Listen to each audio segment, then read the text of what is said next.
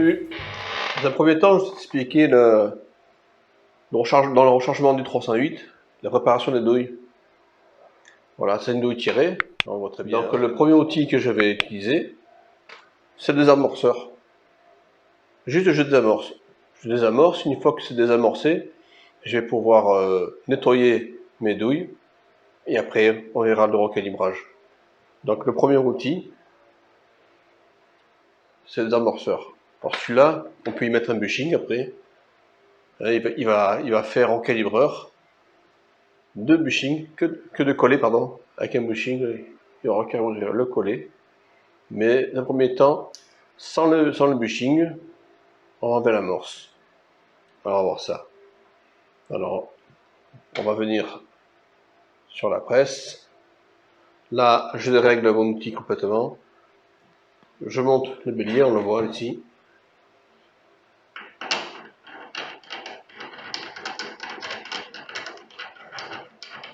Voilà, je viens en contact. Je resserre mon écrou. Un truc que j'ai oublié de dire, c'est que l'aiguille des amorçages dépasse à peu près de 5 mm, 5. Voilà. Ok. En dessous, j'ai un récupérateur d'amorce. Ouais, c'est bon, on va le voir aussi, je pense. Voilà, ici. Donc, chaque fois que je vais me faire monter une douille, je vais désamorcer. Alors, j'en mets une ici. Hop. Je monte le bélier. Ah ben là, justement, l'aiguille, elle n'est pas assez sortie. Donc, je rabaisse un peu ici. Toujours pas assez.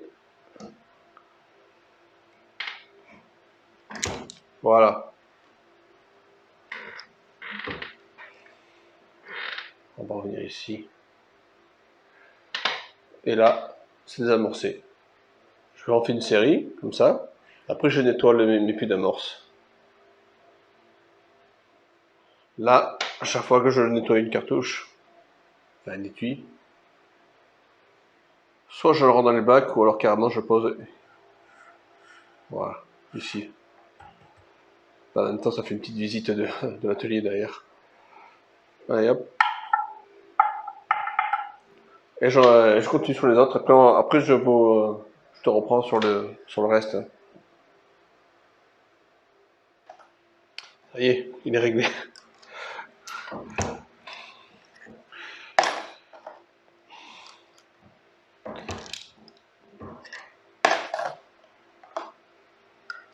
Là, j'en fais que 10. C'est les 10 cartouches que j'ai tirées la dernière fois, qui ont donné de très bons résultats. J'ai trouvé de bonnes vitesses, bon chargement, bon lâcheté et tout. Donc là, maintenant, je vais les refaire, mais je fais que par 10 à chaque fois.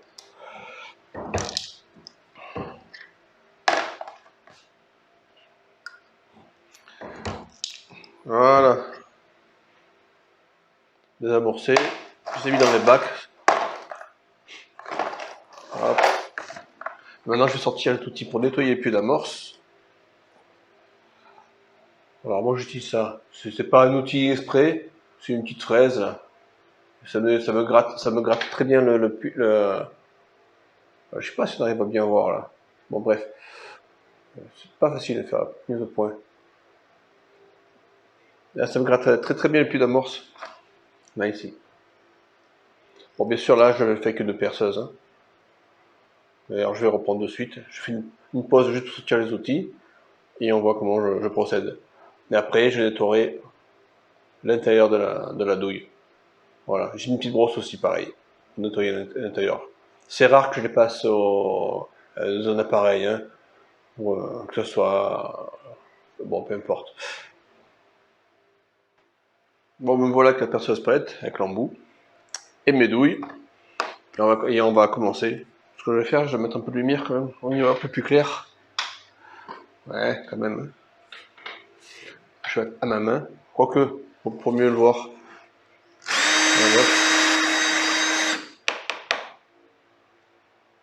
Ça ressort nickel. Et je jette dans la boîte. Allez. Je suis pas vraiment à ma main, mais pour filmer c'est plus facile.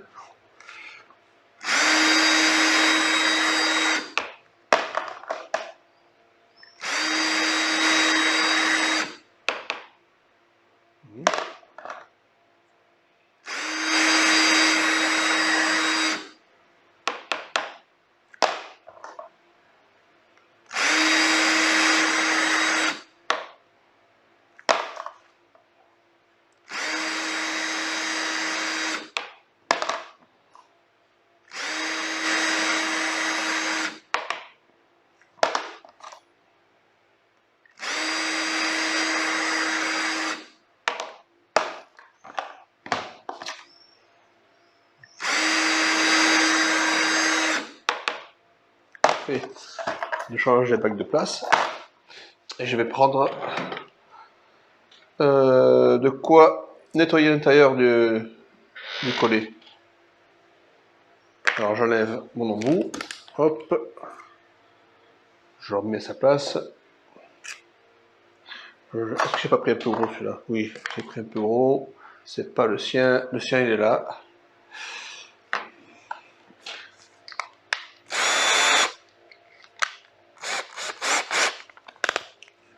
Ouais. Et c'est parti.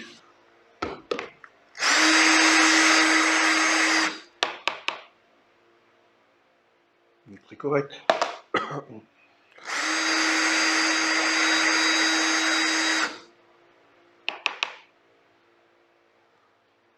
Quoi, lumière? Ouais.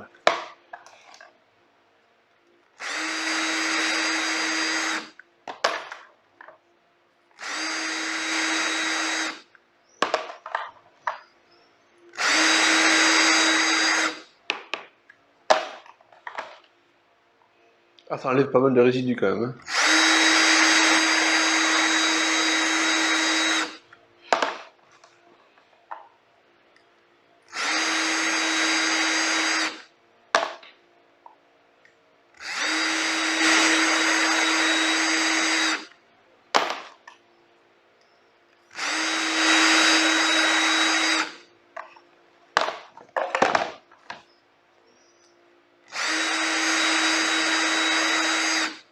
Voilà. Maintenant, je vais enlever le petit... Avec un chiffon, il y a un petit peu de produit, là. Je vais enlever le noir, ça sera plus propre. Le noir du collet, là. Mais bon, c'est pour faire joli, hein. C'est rare que je le fasse. Allez.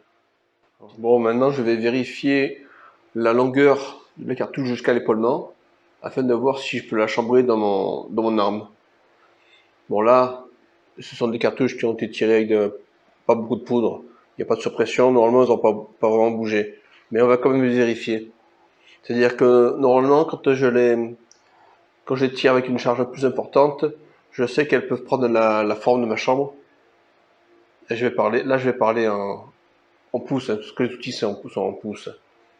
Voilà, bon, là, celle-là, elle a bougé, justement. Voilà, on voit que la cartouche a été tirée. Elle a pris la forme de la chambre. Donc, voilà. Il faut que je redescende de 0,02. Pour vérifier la longueur des cartouches, j'ai un outil en ADI. Et pour le 308, c'est le D400.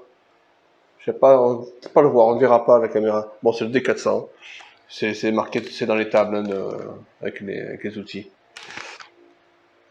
Donc là, j'ai un 127. J'utiliserai hop là, différents bushings.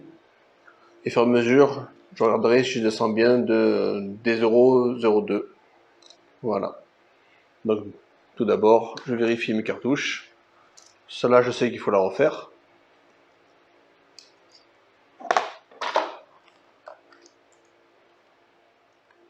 Alors, celle-là, 125. Donc, je suis bien descendu de 0,02. Enfin, j'ai pas bougé, elle n'a pas bougé.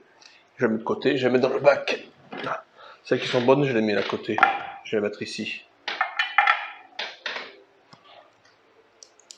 D'abord la vérification.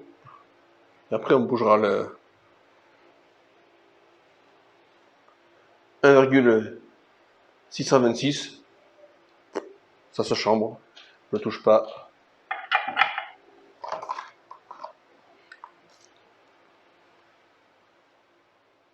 Pareil, 1,626. Normalement, elles referont toute sa longueur. Là.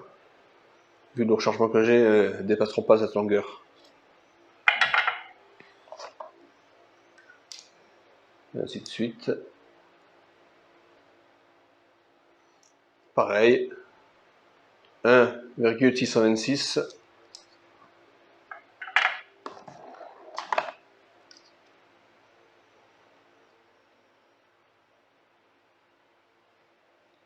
Ouais, c'est tout pareil.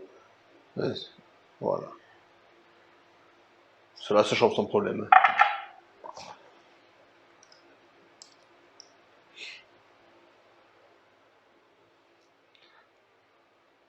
Ça là aussi. Il faut prendre le temps de prendre une bonne mesure. Hein. Faut bien regarder les appuis. Pour ça, je la fais tourner. Je la tiens là, comme ça, là. Je la fais tourner. Et je suis sûr que les appuis sont corrects. 1,626. D'ailleurs, je vais vérifier la première. Attends, peut-être que j'ai pas pris la bonne mesure. Bon, ce serait bien qu'il y en ait une qui soit pas à la bonne cote, qu'on puisse redescendre le collet quand même. Voilà, 1,626 aussi.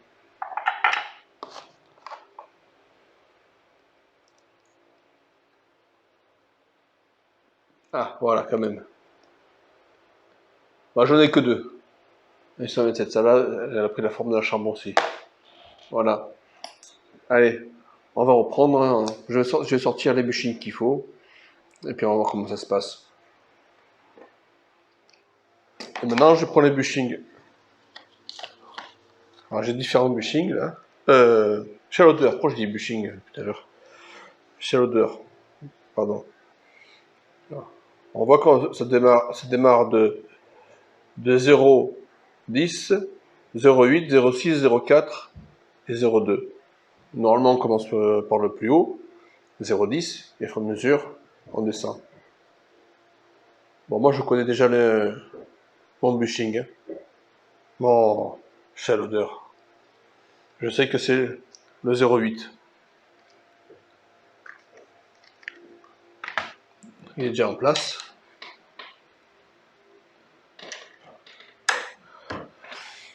Il faut bien graisser l'étui.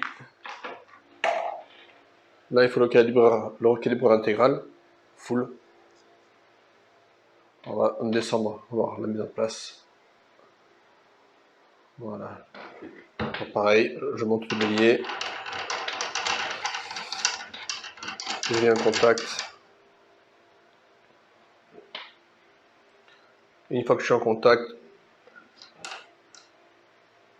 je rebaisse mon bélier. Et hop, je viens de, pas tout à fait un quart de tour, mais presque. J'essaie de supprimer le jeu. Bon, moi, je me suis fait un repère. Hein. J'ai un repère avec un feutre. Et